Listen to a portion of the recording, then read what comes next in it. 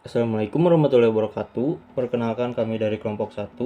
Yang pertama ada Nestal Mabel Alessandra, yang kedua ada Amanda Kamila, yang ketiga ada Alexono Nugroho, yang keempat ada Isara Bintang Azahra, yang kelima ada Sabila Maharani, dan yang keenam ada Irfan Ramadan Fadlur Rahman. Di sini kami akan membahas tentang landasan filosofis pendidikan. Istilah filsafat atau filosofi berasal dari bahasa Yunani kuno, yaitu philein yang berarti cinta dan juga sophia yang berarti kebijaksanaan. Jadi secara etimologis, filsafat dapat diartikan sebagai cinta kepada kebijaksanaan. Adapun secara operasional, filsafat mengandung dua pengertian. Yang pertama sebagai proses atau berfilsafat dan juga sebagai hasil berfilsafat, itu sistem teori. Filsafat sendiri memiliki 4 karakteristik, yaitu yang pertama ada objek yang dipelajari filsafat atau objek studi, segala sesuatu yang meliputi segala hal yang telah tergelar dengan sendirinya atau ciptaan Tuhan, maupun segala sesuatu hasil kreasi manusia. Namun demikian, hal tersebut hanyalah yang bersifat mendasar atau dipertanyakan dan dipikirkan oleh para filsuf. Pendeknya, objek studi filsafat ini bersifat komprehensif mendasar. Kedua ada proses berfilsafat atau proses studi, dimulai dengan rasa ketidakpuasan atau hasrat bertanyanya seorang filsuf terhadap sesuatu yang ia alami, namun tidak bertolak belakang pada asumsi yang telah ada. Berpikir filosofis atau berfilsafat bersifat kontemplatif, artinya berpikir untuk mengungkap hakikat dari sesuatu yang dipikirkan, atau berpikir secara spekulatif, yakni berpikir melampaui fakta yang ada untuk mengungkap apa yang ada di balik yang nampak. Atau disebut juga berpikir radikal, yaitu berpikir sampai ke akar dari sesuatu yang dipertanyakan hingga terungkap hakikat dari apa yang dipertanyakan. Ketiga ada tujuan berfilsafat, pastinya untuk memperoleh kebenaran. Hasil berfilsafat tiada lain adalah sistem teori, sistem pemikiran, ataupun konsep yang bersifat normatif atau perspektif. Artinya bahwa sistem gagasan filsafat menunjukkan tentang apa yang dicita-citakan.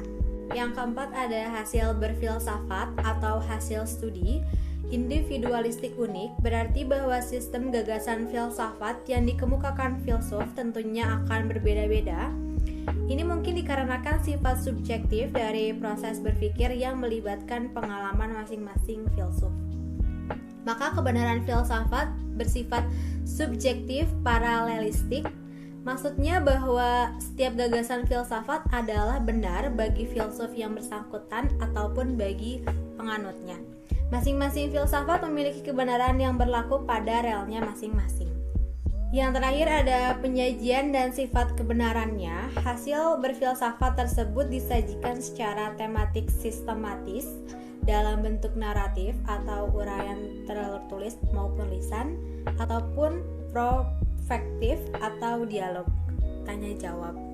Lalu ada cabang-cabang filsafat. Berdasarkan objek yang dipelajari, filsafat dapat diklasifikasikan menjadi 2. Yang pertama ada filsafat umum atau filsafat murni, yang di dalamnya terdapat metafisika, epistemologi, logika, dan aksiologi. Lalu yang kedua ada filsafat khusus atau filsafat umum, yang terdiri dari filsafat hukum, filsafat ilmu, dan juga filsafat pendidikan. Aliran filsafat. Yang pertama, aliran filsafat idealisme adalah suatu aliran yang memandang bahwa kenyataan yang ada dalam kehidupan alam bukanlah suatu kebenaran yang hakiki, melainkan hanya ide gambaran dari ide-ide yang ada di dalam jiwa atau spirit manusia. Yang kedua, aliran filsafat realisme adalah suatu aliran filsafat yang memandang bahwa dunia materi sesuatu yang benar-benar ada atau terjadi. Yang ketiga, aliran filsafat pragmatisme adalah aliran yang mengajarkan bahwa yang benar adalah apa yang membuktikan dirinya sebagai benar dengan akibat-akibat secara praktis. Yang keempat, aliran esensialisme adalah aliran pendidikan yang didasarkan kepada nilai-nilai kebudayaan yang telah ada sejak awal peradaban umat manusia. Yang kelima, aliran perennialisme adalah segala sesuatu yang ada sepanjang sejarah. Aliran ini mengikuti paham realisme yang sejalan dengan Aristoteles bahwa manusia itu rasional. Landasan filosofis pendidikan. Seperangkat asumsi yang bersumber dari filsafat yang dijadikan titik tolak dalam pendidikan. Ada berbagai aliran filsafat antara lain idealisme, realisme, pragmatisme, Pancasila, dan sebagainya. Struktur landasan filosofis pendidikan. Struktur landasan filosofis pendidikan sesungguhnya merupakan suatu sistem gagasan pendidikan yang didedukasi atau dijabarkan dari suatu sistem gagasan filsafat umum, yaitu metafisika, epistemologi, dan aksiologi yang dianjurkan oleh suatu aliran filsafat tertentu. Hal ini dapat dipahami sebagaimana disajikan oleh Callahan and Clark tahun 1983 dalam karyanya Foundation of Education, dan sebagaimana disajikan oleh Edward J. Power tahun 1982 dalam karyanya Philosophies of Education, Studies in Philosophy, Schooling and Educational Policy. Berdasarkan kedua sumber di atas, dapat kita pahami bahwa terdapat hubungan implikasi antara gagasan-gagasan dalam cabang-cabang filsafat umum terhadap gagasan-gagasan pendidikan. Karakteristik landasan filosofis pendidikan. Karakteristik landasan filosofis pendidikan berisi tentang gagasan-gagasan atau konsep-konsep yang bersifat normatif atau preskriptif. Landasan filosofis pendidikan dikatakan bersifat normatif atau preskriptif sebab landasan filosofis pendidikan tidak berisi konsep-konsep tentang pendidikan apa adanya atau faktual, melainkan berisi tentang konsep-konsep pendidikan yang seharusnya atau yang dicita-citakan atau ideal, yang disarankan oleh filsuf tertentu untuk dijadikan titik tolak dalam rangka praktek pendidikan dan atau studi pendidikan. Aliran dalam filosofis pendidikan. Yang pertama ada idealisme. Menurut metafisika, para filosof idealisme mengklaim bahwa realitas hakikatnya bersifat spiritual. Menurut epistemologi, pengetahuan diperoleh manusia yang mempunyai pikiran yang baik. Kebanyakan orang hanya sampai pada tingkat pendapat. Yang ketiga, menurut aksiologi, manusia diperintah oleh nilai moral imperatif yang tersumber dari realitas yang absolut. Aliran yang selanjutnya realisme. Menurut metafisika, para filosof realisme umumnya memandang dunia dalam pengertian materi yang hadir dengan sendirinya, tertata dalam hubungan-hubungan yang teratur di luar campur tangan manusia. Menurut epistemologi, pengetahuan diperoleh manusia melalui pengalaman dan penggunaan akal. Menurut aksiologi, tingkah laku manusia diatur oleh hukum alam dan pada taraf yang lebih rendah diatur oleh kebijaksanaan yang telah teruji. Aliran yang ketiga, pragmatisme. Menurut metafisika, pragmatisme anti-metafisika. Suatu teori umum tentang kenyataan tidaklah mungkin dan tidak perlu. Menurut epistemologi, pengetahuan yang besar diperoleh melalui pengalaman dan berpikir. Menurut aksiologi, ukuran tingkah laku individual dan sosial ditentukan secara eksperimental dalam pengalaman hidup. Konsep filsafat umum idealisme. Konsep filsafat umum idealisme merupakan suatu aliran filsafat pendidikan yang berpaham bahwa pengetahuan kebenaran yang paling tinggi adalah ide dari diri sendiri, bukan orang lain. Konsep filsafat umum idealisme, metafisika, realitas hakikatnya bersifat spiritual. Manusia adalah makhluk spiritual. Manusia adalah makhluk berpikir, memiliki tujuan hidup dan hidup dalam dunia dengan suatu aturan moral yang jelas. Pikiran manusia dibekali kemampuan rasional dan karena itu mampu menentukan pilihan atau bebas. Implikasi terhadap pendidikan. Tujuan pendidikannya yaitu adalah pembentukan karakter, pengembangan bakat insani, dan kebajikan sosial. Kurikulum pendidikan yaitu kemampuan berpikir melalui pendidikan liberal. Metode pendidikan. Metode yang diutamakan adalah metode dialektik. Namun demikian, tiap metode yang mendorong belajar dapat diterima dan cenderung mengabaikan fisiologis dalam belajar. Peranan pendidik dan peserta didik. Pendidik bertanggung jawab untuk menciptakan suatu lingkungan belajar bagi peserta didik, sedangkan peserta didik bebas mengembangkan kepribadian dan kemampuannya. Orientasi pendidikan idealisme adalah esensialisme. Konsep filsafat umum realisme merupakan suatu aliran filsafat pendidikan yang memandang realitas sebagai dualitas. Aliran realisme memandang dunia ini mempunyai hakikat realitas yang terdiri dari dunia fisik dan dunia rohani. Konsep filsafat umum realisme, metafisika. Realitas umumnya memandang dunia dalam pengertian materi yang hadir dengan segalanya. Manusia, hakikat manusia. Hakikat manusia terletak pada apa yang dikerjakannya. Epistemologi, pengetahuan diperoleh oleh manusia melalui pengalaman ria dan penggunaan akal.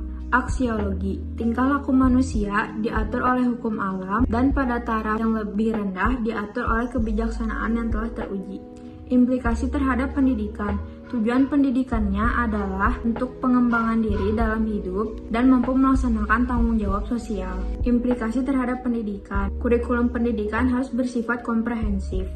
Metode pendidikan bersikap logis dan psikologis. Peranan pendidik dan peserta didik. Pendidik adalah pengelola kegiatan belajar mengajar, sedangkan peran peserta didik adalah menguasai pengetahuan, mengembangkan kemampuan, mentaati aturan, dan disiplin. Konsep filsafat umum pragmatisme. Pragmatisme berasal dari dua kata yaitu pragma dan isme. Pragma berasal dari bahasa Yunani yang berarti tindakan atau action. Sedangkan pengertian isme sama dengan pengertian isme-isme yang lainnya, yang merujuk pada cara berpikir atau suatu aliran berpikir. Dan dengan demikian, filsafat pragmatisme beranggapan bahwa pikiran itu mengikuti tindakan. Pragmatisme lebih memperhatikan hal yang bersifat keaktualan, sehingga berimplikasi pada penentuan nilai dan kebenaran. Dengan demikian, nilai dan kebenaran dapat ditentukan dengan melihat realitas yang terjadi di lapangan dan tidak lagi melihat faktor-faktor lain semisal dosa atau tidak. Hal ini senada dengan apa yang dikatakan dengan James. Dunia nyata adalah dunia pengalaman manusia. Selanjutnya, implikasi terhadap pendidikan. Pragmatisme berpendapat bahwa pendidikan harus mengajar seseorang tentang bagaimana berpikir dan menyesuaikan diri terhadap perubahan yang terjadi di dalam masyarakat. Sekolah harus bertujuan untuk mengembangkan pengalaman-pengalaman yang akan memungkinkan seseorang terarah pada kehidupan yang baik. Tujuan-tujuan pendidikan tersebut meliputi kesehatan yang baik, keterampilan dan kejujuran dalam bekerja, minat dan hobi untuk kehidupan yang menyenangkan. 1. Kurikulum. Menurut para filsuf pragmatisme, tradisi demokrasi adalah tradisi memperbaiki diri sendiri, a self-correcting tradition. Pendidikan berfokus pada kehidupan yang baik pada masa sekarang dan masa yang akan datang. Kurikulum pendidikan pragmatisme berisi pengalaman-pengalaman yang telah teruji, yang sesuai dengan minat dan kebutuhan siswa, adapun kurikulum tersebut akan berubah-ubah. 2. Metode pendidikan. Ajaran pragmatisme lebih mengutamakan penggunaan metode pemecahan masalah, problem solving method, serta metode penyelidikan dan penemuan, inquiry and discovery method. Dalam praktiknya, metode ini membutuhkan guru yang memiliki sifat pemberi kesempatan, bersahabat, seorang pembimbing, berpandangan terbuka, antusias, kreatif, sadar masyarakat, siap siaga, sabar, bekerja sama, dan bersungguh-sungguh, agar belajar berdasarkan pengalaman dapat diaplikasikan oleh siswa dan apa yang dicita-citakan dapat tercapai. 3. Peranan guru dan siswa. Dalam pembelajaran, peranan guru bukan menuangkan pengetahuannya kepada siswa. Setiap apa yang dipelajari oleh siswa harus sesuai dengan kebutuhan, minat, dan masalah pribadinya.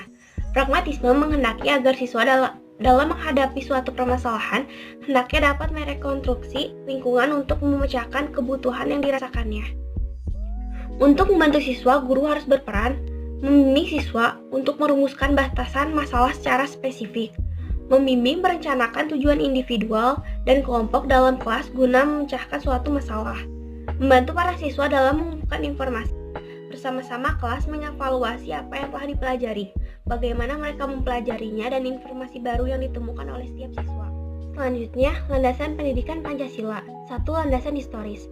Bangsa Indonesia terbentuk melalui proses yang panjang, mulai dari zaman Kerajaan Kutai, Sriwijaya, Majapahit, sampai dengan datangnya penjajah. Bangsa Indonesia berjuang untuk menemukan sikap jati dirinya sebagai bangsa yang merdeka, dan memiliki suatu prinsip yang tersimpul dalam pandangan hidup serta filsafat hidup. Di dalamnya tersimpul ciri khas, sifat karakter bangsa yang berbeda dengan bangsa yang lain. Oleh para pendiri bangsa kita, The Founding Father dirumuskan secara sederhana namun mendalam yang meliputi 5 prinsip sila dan diberi nama Pancasila. Secara historis, nilai-nilai yang terkandung dalam setiap sila Pancasila sebelum dirumuskan dan disahkan menjadi dasar negara Indonesia secara objektif telah dimiliki oleh bangsa Indonesia itu sendiri. Sehingga asal nilai-nilai Pancasila tersebut tidak lain ada dari bangsa Indonesia itu sendiri atau bangsa Indonesia sebagai kausa materialis Pancasila. 2. Landasan kultural. Bangsa Indonesia mendasarkan pandangan hidupnya dalam bermasyarakat, berbangsa, dan bernegara pada suatu asas kultural yang dimiliki dan melekat pada bangsa itu sendiri. Nilai-nilai kenegaraan dan kemasyarakatan yang terkandung dalam sila-sila Pancasila bukanlah merupakan hasil konseptual seorang saja, melainkan merupakan suatu hasil karya bangsa Indonesia sendiri yang diangkat dari nilai-nilai kultural yang dimiliki melalui proses refleksi filosofis para pendiri negara. Oleh karena itu, generasi penerus terutama kalangan intelektual kampus sudah seharusnya untuk mendalami serta mengkaji karya-karya besar tersebut dalam upaya untuk melestarikan secara dinamis dalam arti mengembangkan sesuai dengan tuntunan zaman. 3. Landasan yuridis. Landasan yuridis atau hukum perkuliahan pendidikan Pancasila di perguruan tinggi diatur dalam Undang-Undang Nomor 2 Tahun 1989 tentang Sistem Pendidikan Nasional. Pasal 39 menyatakan isi kurikulum setiap jenis, jalur, dan jenjang pendidikan wajib memuat pendidikan Pancasila, pendidikan agama, dan pendidikan kewarganegaraan.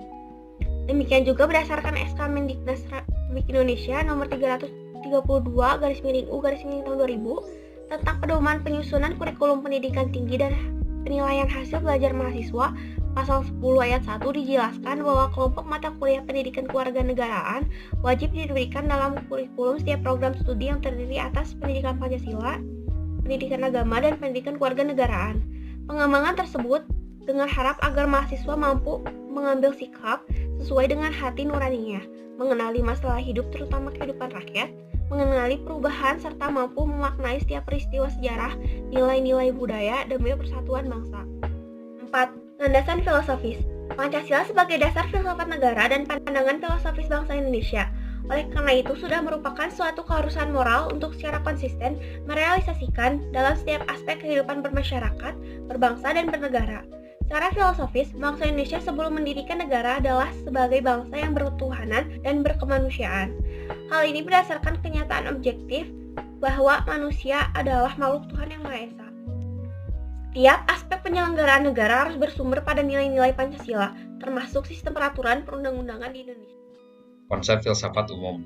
Terdapat 3 konsep, yaitu konsep metafisika, epistemologi, dan aksiologi. Yang pertama, konsep metafisika. Metafisika adalah cabang filsafat yang berkaitan dengan proses analitis atas hakikat fundamental mengenai keberadaan dan realitas yang menyertainya. Kajian mengenai metafisika umumnya berporos pada pertanyaan mendasar mengenai keberadaan dan sifat-sifat yang meliputi realitas yang dikaji. Hakikat realitas. Bangsa Indonesia meyakini bahwa realitas atau alam semesta tidaklah ada dengan sendirinya, melainkan sebagai ciptaan makhluk Tuhan Yang Maha Esa. Tuhan adalah sumber pertama dari segala hal yang ada. Ia adalah sebab pertama dari segala sebab, tetapi ia tidak disebabkan oleh sebab-sebab yang lainnya. Dan ia juga adalah tujuan akhir dari segala yang ada. Hakikat manusia. Manusia adalah makhluk Tuhan Yang Maha Esa. Manusia adalah kesatuan badani rohani yang hidup dalam ruang dan waktu, memiliki kesadaran, consciousness, dan penyadaran diri, self-awareness, mempunyai berbagai kebutuhan, dibekali naluri dan nafsu, serta memiliki tujuan hidup. Manusia dibekali potensi untuk mampu beriman dan bertakwa kepada Tuhan Yang Maha Esa, dan untuk berbuat baik.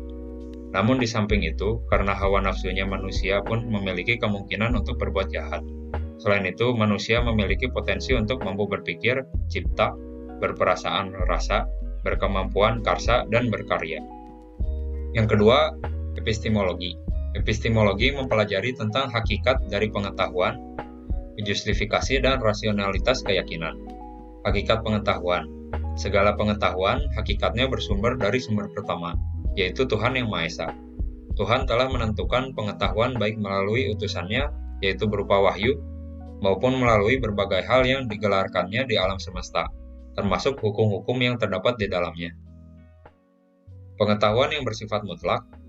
yaitu ajaran agama atau wahyu Tuhan, diyakini mutlak kebenarannya atas dasar keimanan kepada Tuhan Yang Maha Esa. Sedangkan pengetahuan yang bersifat relatif, seperti filsafat, sains, dan lain-lain, diuji kebenarannya melalui uji konsistensi logis ide-idenya, kesesuaiannya dengan data atau fakta empiris, dan nilai kegunaan praktisnya bagi kesejahteraan manusia dengan mengacu kepada kebenaran dan nilai-nilai yang bersifat mutlak. Yang ketiga, aksiologi. Aksiologi merupakan cabang filsafat ilmu yang mempertanyakan bagaimana manusia menggunakan ilmunya. Aksiologi berasal dari kata Yunani, aksion yaitu nilai dan logos teori, yang berarti teori tentang nilai. Dalam aksiologi ada dua komponen mendasar, yakni etika, moralitas, dan estetika, keindahan. Yang pertama, etika. Etika adalah cabang filsafat aksiologi yang membahas tentang masalah-masalah moral. Kajian etika lebih fokus pada perilaku, norma, dan adat istiadat yang berlaku pada komunitas tertentu. Yang kedua, estetika. Estetika merupakan bidang studi manusia yang mempersoalkan tentang nilai keindahan. Keindahan mengandung arti bahwa di dalam diri segala sesuatu terdapat unsur-unsur yang tertata secara tertib dan harmonis dalam satu kesatuan hubungan yang menyeluruh. Hakikat nilai. Sumber pertama segala nilai hakikatnya adalah Tuhan Yang Maha Esa. Karena manusia adalah makhluk Tuhan, pribadi individual dan sekaligus insan sosial, maka hakikat nilai diturunkan dari Tuhan Yang Maha Esa, masyarakat, dan individu. Implikasi terhadap pendidikan. Yang pertama, idealisme. Pendidik bertanggung jawab untuk menciptakan lingkungan pendidikan bagi peserta didik. Pendidikan harus lebih unggul agar dapat menjadi teladan baik dalam hal moral maupun intelektual. Sedangkan peserta didik bebas mengembangkan kepribadian dan bakatnya, bekerja sama, dan mengikuti proses alami dari perkembangan insani. Yang kedua, realisme. Pendidik adalah pengelola kegiatan belajar mengajar. Pendidik harus menguasai pengetahuan yang mungkin berubah, menguasai teknik-teknik mengajar dengan kewenangan menuntut prestasi siswa.